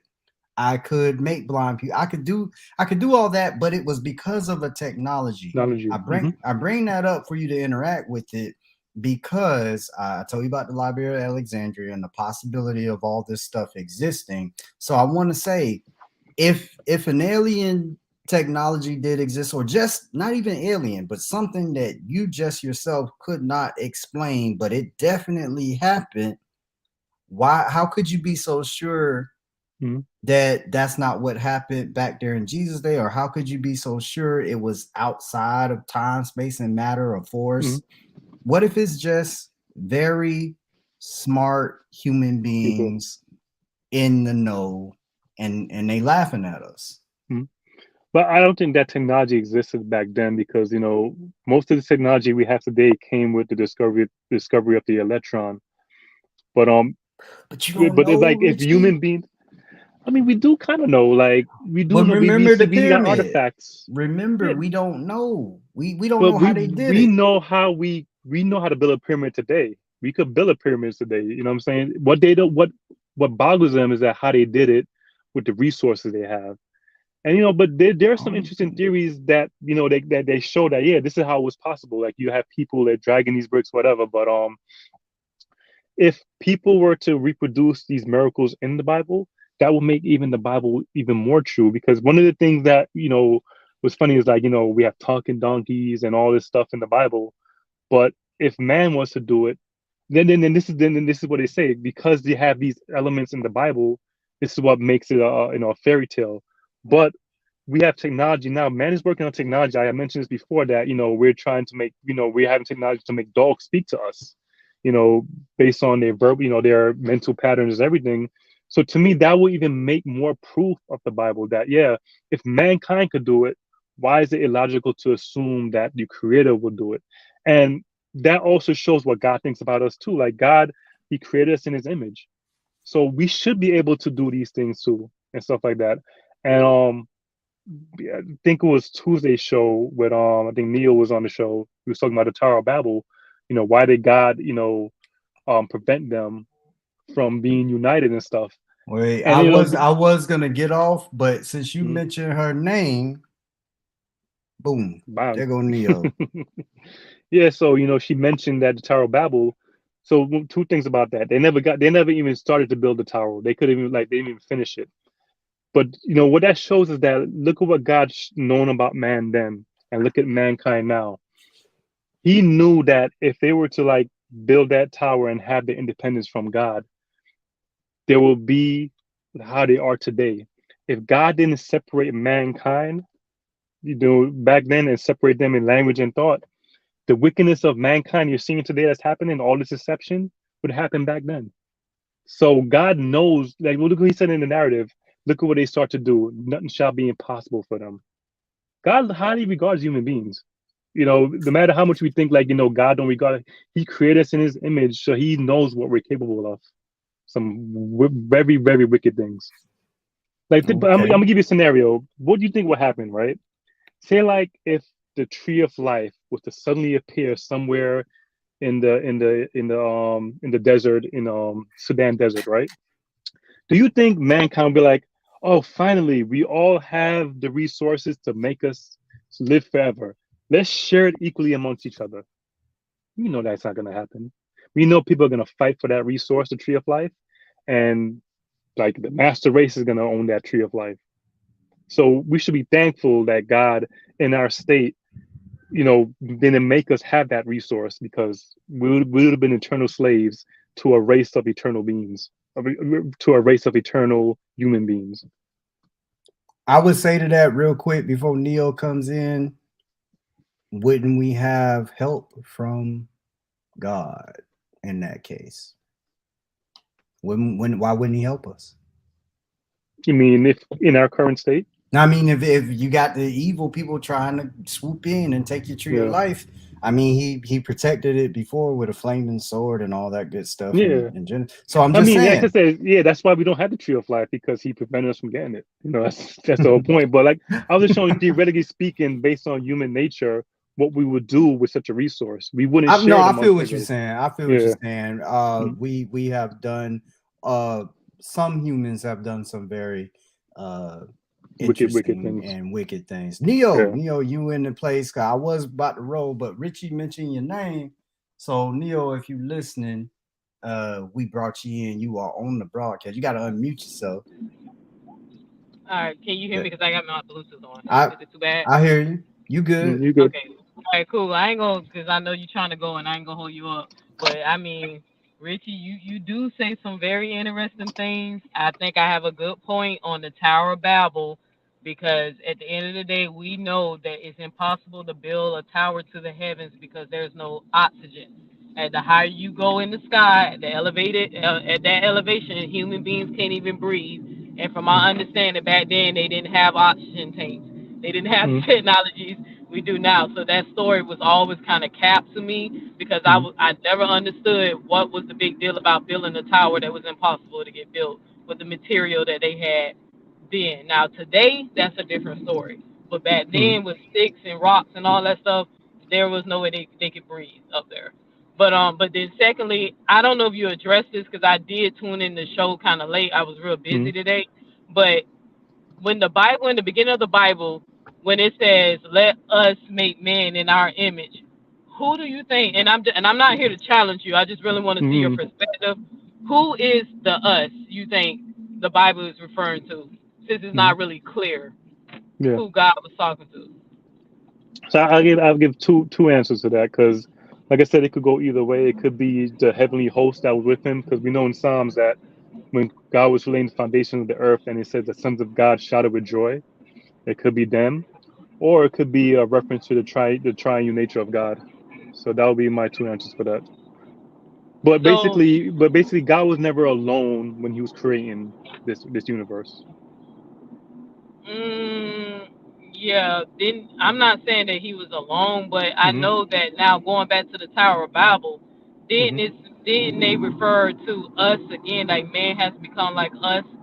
Hmm. They have become like one, and then he sent the angels to, confuse He the men to confounded go their get. language. Yeah. Yeah, so you don't find that kind of strange that in the beginning of the story that they said, "Let us make man in our image," and then it says, "Man has become like us, knowing good and evil," and then Hmm. when man became one-minded, the us again, that plural in the Tower of Babel, they came down and confused men.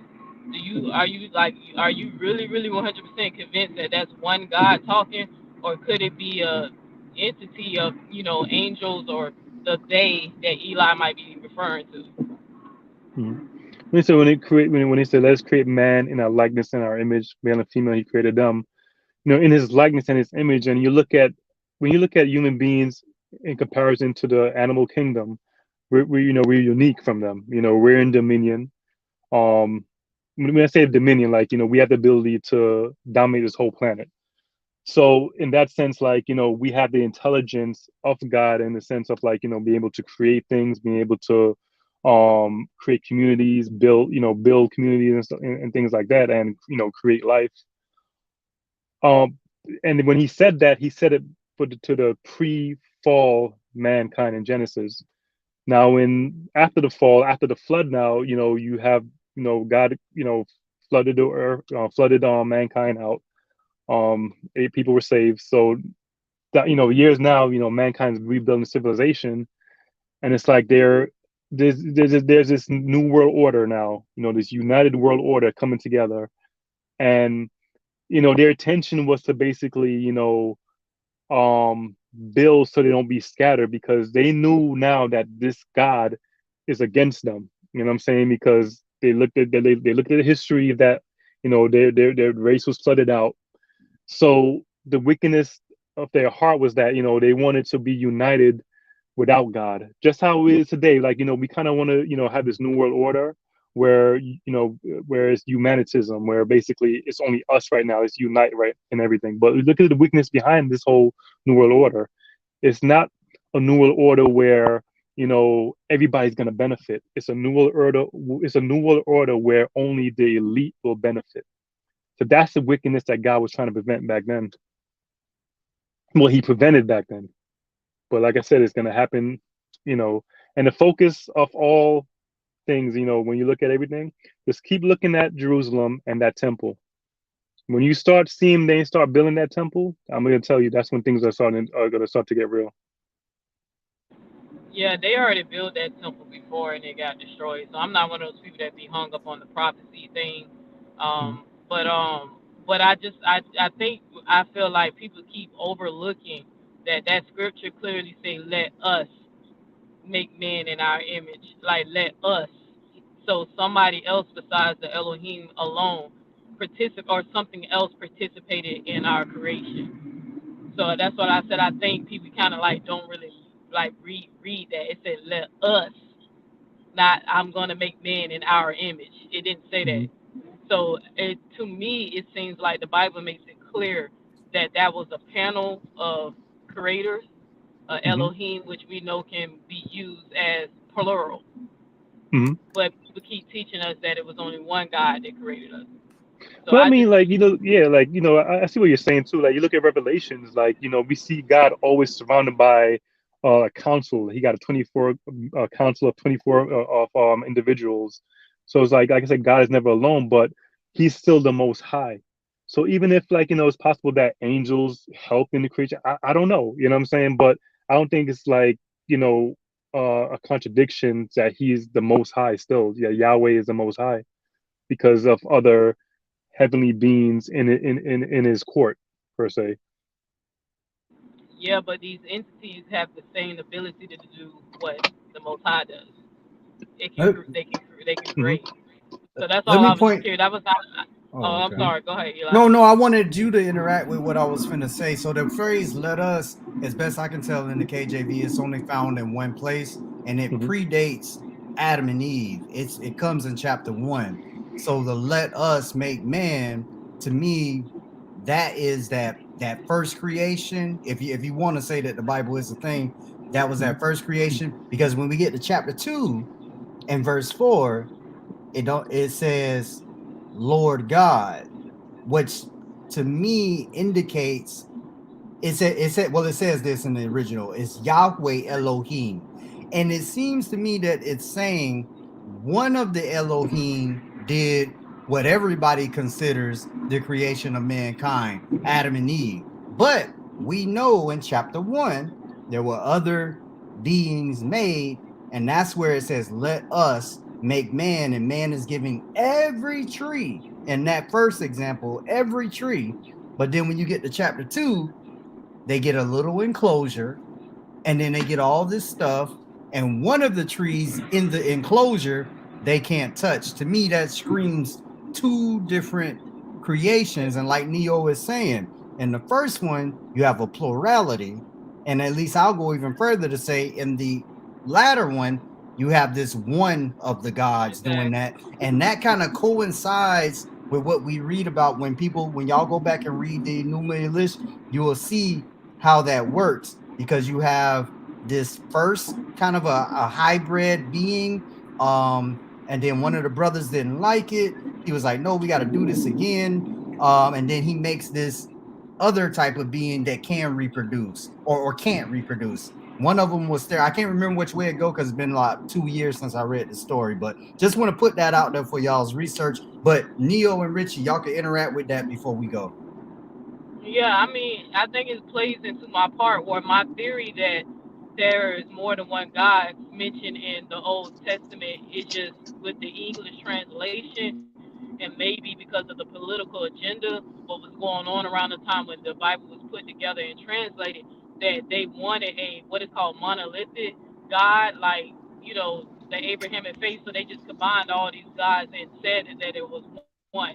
But I think the Bible still did a good job by letting us know that it's possibility more than one person or something or spirit or whatever you want to call it running things. Because even with that scripture, like you said, when we see the story of Adam and Eve, when they ate from the tree of knowledge of good and evil, it said man has become like us, so that us came back again. You get what I'm saying? Even though we know it was one that was dealing with them in the garden, there's still a statement made in the Bible where it Right. says man has become like us, knowing good and evil. Knowing good and evil. So Hmm. why would God still talk to himself in the plural in one point, and then in another part he talks to them as singular? Like, it's just a little confusion. So to me, I believe that according to the story, it's more than one creator. But also, yeah, I remember when he said, mankind become as one of us. Remember, Satan was in the garden too, and we know that Satan is an angelic being because of the Book of Revelation, when it says that old serpent, the devil. So we know that because of the Book of Revelation, that the serpent was not just a regular serpent. It was probably an animal that was possessed, that got possessed by the spiritual Satan. So Satan was an eternal being because he was created to be eternal. But what's the difference between God, Yahweh the Most High, is that he is self-existent. Every other being other than Yahweh at some point in eternity had a creation point. So that's what the Bible as a whole talks about Yahweh. So this the heavenly court, the angels, all these beings were created to Yahweh to serve him. So when he's to us, he's in my opinion referring to him. But the other option, you could say the Trinity. They say, well, this is the triune being talking, and that's plausible to me. But the reason is that I would not really go with that route, because I try to, like, when I look at the Old Testament, I try to look at it before the New Testament. Like, I don't want to always allow the New Testament to influence my thought of the Old Testament unless it tells me to. You understand what I'm saying? Like, if there was a verse in the New Testament that says, in Genesis 1, that was the triune God, then I would definitely say that's the triune God. You know what I'm saying? But because it doesn't say that nowhere in the New Testament, I'm more likely to just go by the evidence that God has always been in the company of other beings that he created at some point in eternity. So, Yeah, like, when he says "let us," that to me that was Satan he was talking to, the serpent. nah, I wouldn't say that, because in the beginning he said, "Let us make man in our image." Satan wasn't there. So that's why I said, how can you now say, when us is mentioned again, he's saying God is talking to the Mm-hmm. serpent? I mean, on time, God is clear in the Bible when God talked to the serpent, he cursed him, made him, crawl on his belly. You know what I'm saying? Mm-hmm. And then, so that's what I'm saying. Like, I don't think that I would definitely like not agree with that theory Mm-hmm. about he But was referring to the snake and the serpent, like they was talking at the same time. you Like, look at Psalms though, when it says, like, when God was laying the foundation of the earth, and the sons of God shouted with joy. yeah, I'm not, So. no, I'm not knocking that about Mm-hmm. the maybe angelic beings, but I'm Mm-hmm. Yeah. saying, but I think you keep missing the part that he said, let us create, like us, like he Mm-hmm. together. You know what I'm saying? But then it's the same God who spoke things into existence. He spoke the sun and the moon and the stars with his words. In the Bible, depending on the way whoever you study under, the Bible says God's word is what, the beginning and the end and everlasting. Mm-hmm. That's the most powerful thing God has, is his word. So, like, they even say Jesus is the word of God and he became flesh. Mm-hmm. So that's why I said I kind of find it weird that one God speaks things into existence, and then these other gods come along and they have to create men out of the elements that's found on the earth, like the dirt, and then the woman being made from a rib. Yeah. But I like, put something on the screen I wanted you to think about before we go, and it kind of coincides with what we was talking about. You see that? I'm asking you, do you believe that energy is neither created nor destroyed? And if you say Mhm. that you believe that energy is neither created nor destroyed, then I'm going to ask you a follow-up is, did your God create it? And if you say that your God created, then you must believe energy is created, even though Well, the law says it's not created nor destroyed. So can you interact with that, Richie? If well, you if you look at the Big Bang theory, like, they say that this universe came into existence from some unknown cause, but they call it the Big Bang. So they say from even a singularity in which from everything we singularity. know is, but Mhm. that's no new, that's still no new material. That still Yeah, is not energy being but a created or singularity had destroyed. to come from somewhere. So Mhm. in that context, like, if you look at the eternity of God, like, he's eternal, the self-existent. So he's has always been creating. So in the sense that from his eternal being, that energy was never created, but within our self-contained creation, which is this universe, which is very massive, that it was created, but that process came from the eternal process, which is from God. So energy, essentially, what you're saying, Richie, it is created. But like, you like picture this universe like you're in a balloon, right? and then you create everything in that bubble. So everything gets recycled. It's neither created nor destroyed. But at some point in time, that process had to be created. And this is where, like, science doesn't know. Like, this is where they go to the void when it comes to the beginning of the singularity. Where did it come from? Logic tells you that, if everything moves, right? So there has to be an initial mover, So yes, that process that's in this universe at some point had to been created.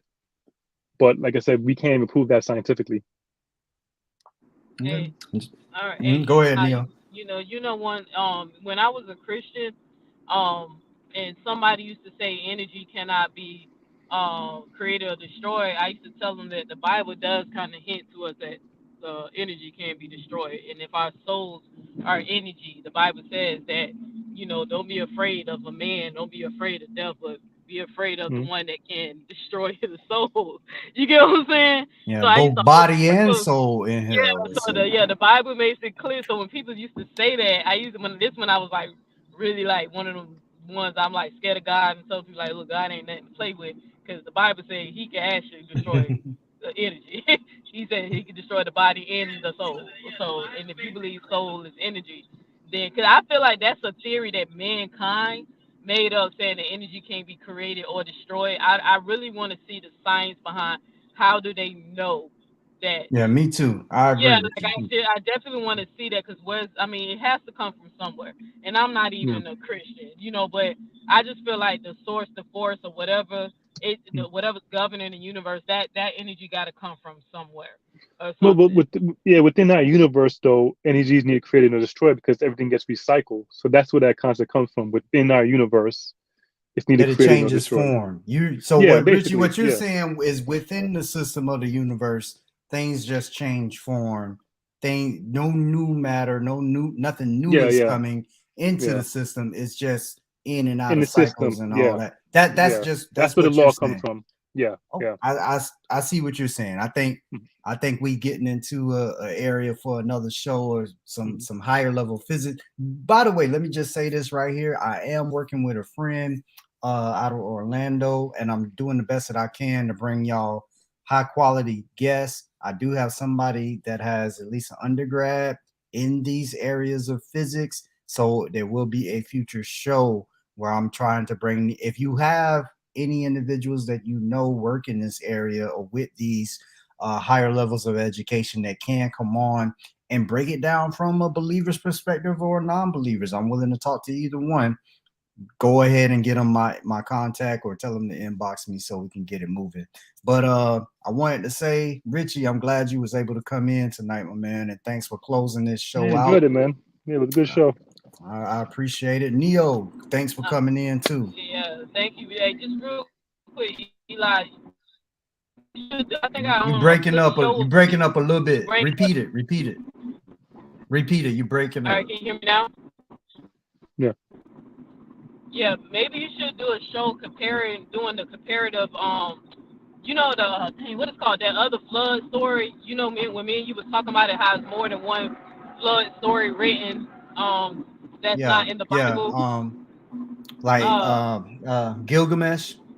yeah, I think you should do like a story about that, comparing that there are other stories. Like the Bible does not have original stories like the flood and even the creation. Because even I heard you bring it up yesterday about the Aboriginal rainbow serpent, and then how the Mayans they believe that a serpent created the universe. And there's another religion where they said it was a dragon.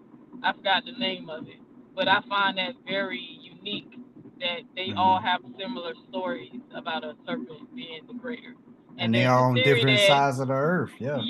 no, and this the kicker. And there's a theory that some people believe Yahweh, not Elohim, but Yahweh is a dragon, according to scriptures in the Bible. They laugh, but I've seen a good argument for one, and I think whoever came up with this theory, they got a good, strong argument that I feel like Christians have not debunked yet.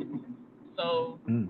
but it's a possibility that was they might have been worshiping a dragon, and those similar origin stories just broke off and did their own thing. So I keep telling people I think the Bible is just a collection of ancient stories like the flood creation, and they just put it in one and called it the Abrahamic faith. So, Mm-hmm. but I don't know. I just That's say some that's a good good idea. study. That's some good study because and I agree.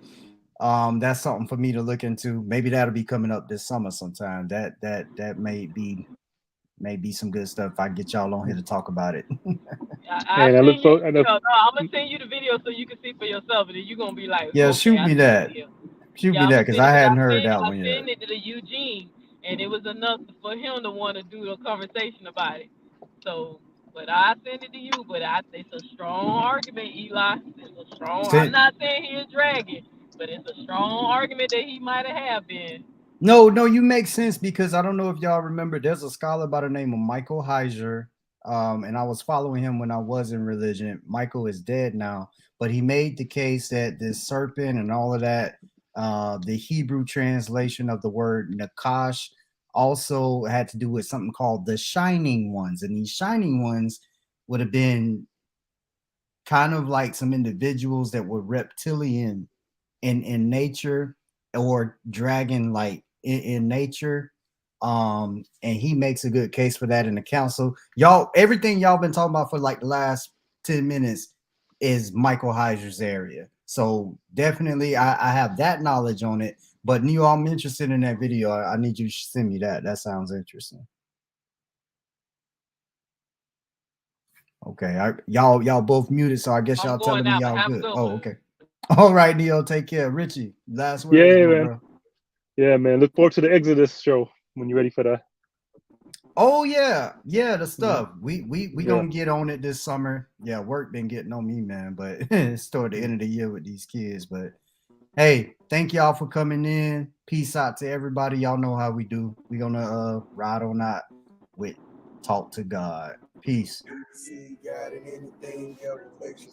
I can find God in anything I'm reflecting in. You can see God in anything your reflections in. I can find God in anything I'm reflecting in. You can see God in anything your reflections in. I can find God in anything I'm reflecting in. You can see God in anything your reflections in. I can find God in anything. Some people open up their eyes and see the world they know outside. I can close my eyes and see all that and way beyond. When these trials of life come heavy and these obstacles get hard, feeling like I need some answers, I just go and talk to God. I just go and talk to God when I'm looking for guidance. Me more than sight, need vision, need direction when I'm blinded. And I start that conversation with that voice I hear inside me. And the conversation starts with a voice inside that sounds just like me when I talk to God. See God in anything. When I talk to God.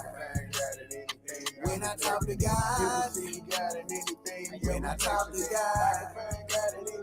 When I talk to God. See God in anything. Your reflections in. I can find God in anything I'm reflecting in. You can see God in anything your reflections in. I can find God in anything I'm reflecting in. My daddy said, don't ever assume, ask questions. It's ironic it was that advice that helped this song happen. It was also that advice that led me to my life's blessings. That same advice helped me make it through life's lessons. It was that advice that separates grown-ups away from children. That advice can be the difference from knowing or just believing. It was that advice that brought the gavel down on my decision of breaking the mental chains of this man created religions. Is faith and belief nonsense, the biggest scam ever? I hate to say it, I swear this one hell of a mental illness. We don't believe no other time. Why we do it with these religions? The fact that COVID's killing while all of these guys is missing. A lot of hide and seek and peekaboos. Guys playing games with you. I'ma just assume he ain't got no COVID miracles. Maybe he ran out after making the donkey talk, or them stories about a guy moonwalking on water tides. This is simply a distraction to keep you away from you and to look outside for a God when the God is inside of you. When you close your eyes at night to pray to that voice you talking to, when you ready to face the truth, you realize that voice is you. You can see God in anything your reflections in. I can find God in anything I'm reflecting in. You can see God in anything your reflections in. I can find God in anything I'm reflecting in. You can see God in anything your reflections in. I can find God in anything I'm reflecting in. You can see God in anything your reflections in. I can find God in anything I'm reflecting in.